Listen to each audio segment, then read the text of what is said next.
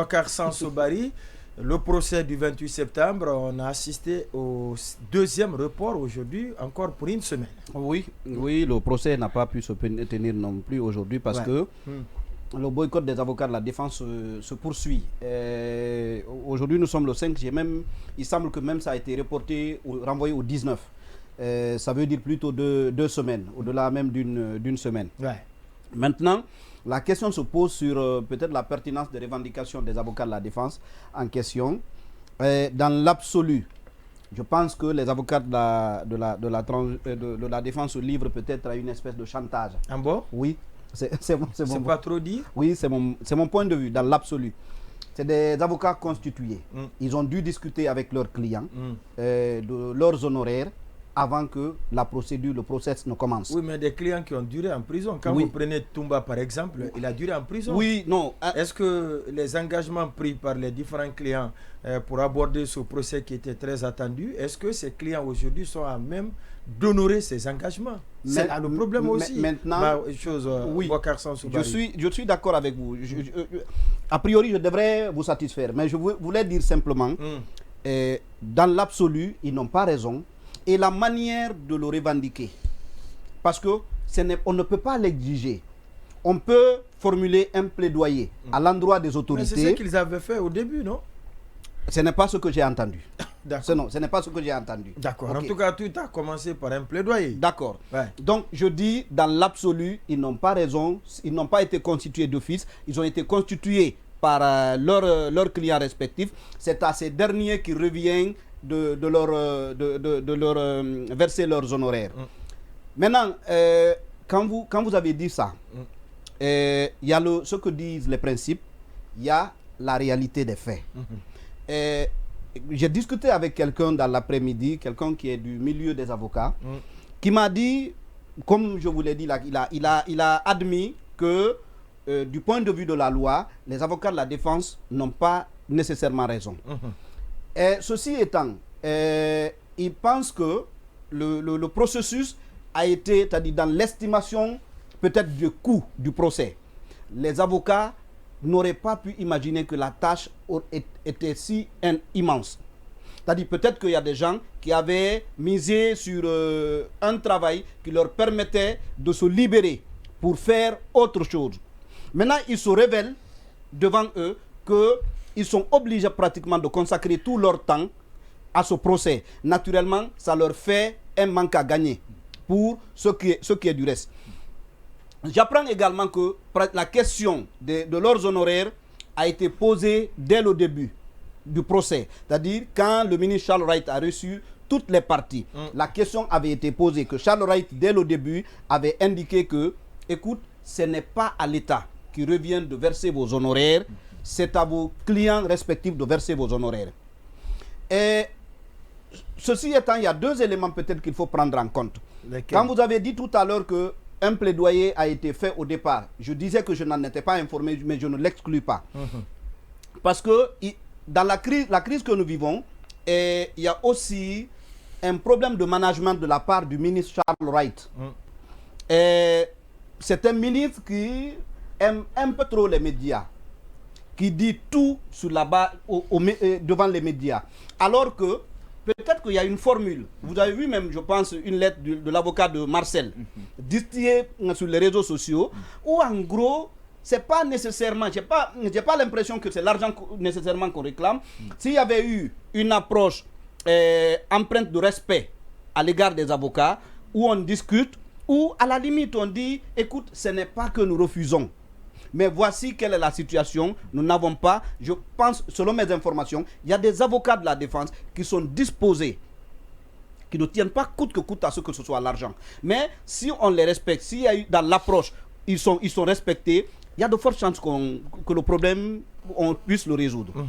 La dernière chose que je voudrais souligner, et la crise à laquelle nous assistons est peut-être le reflet d'un désintérêt de la communauté internationale vis-à-vis de ce procès. Moi, personnellement, je me pose la question depuis pratiquement des semaines.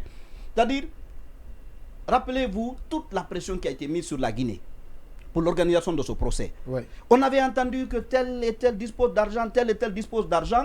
Mais jusqu'aujourd'hui, juste de commencer le procès pour que les montants pleuvent sur Conakry. Jusqu'aujourd'hui, mais jusqu'ici, il n'y a pas il n'y a pas une contribution venant de la communauté internationale.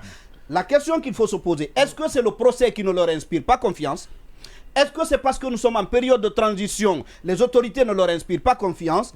En tous les cas, le procès n'a pas l'intérêt de la communauté internationale, l'intérêt auquel on aurait pu s'attendre.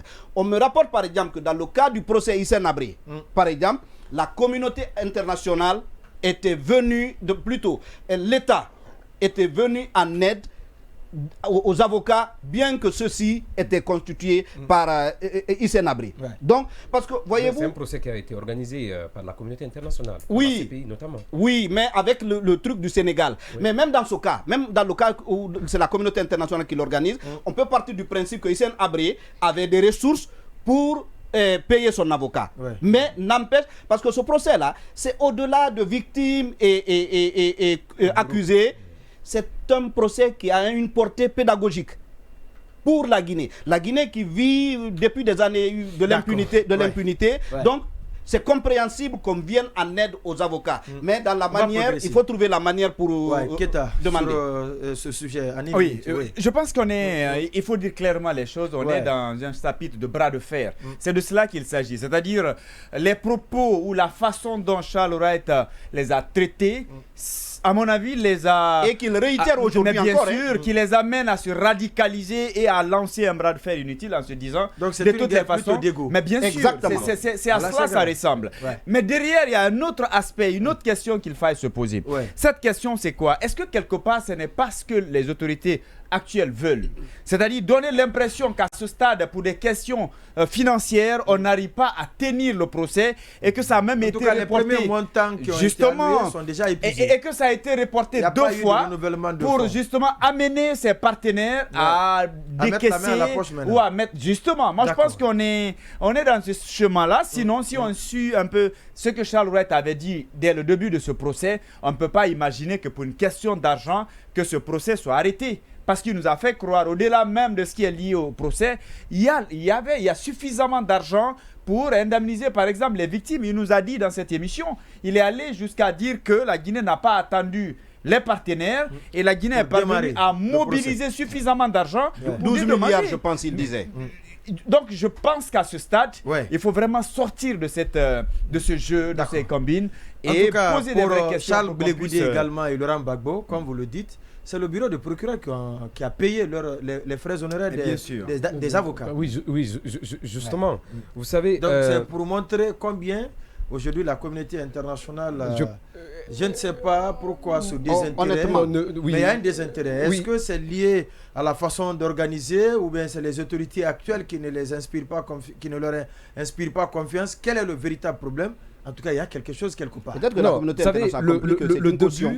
Depuis le début, on a totalement comment on appelle, on n'est pas parti sur une base solide. Depuis le départ, vous avez vu les explications ou l'analyse qu'avait faite à l'époque l'ancien bâtonnier docteur Tidiane Kaba. Je ne sais pas s'il est docteur, monsieur Tidiane Kaba. Vous vous souvenez, il a quasiment démonté les procédures ou les préalables qui ont été placés.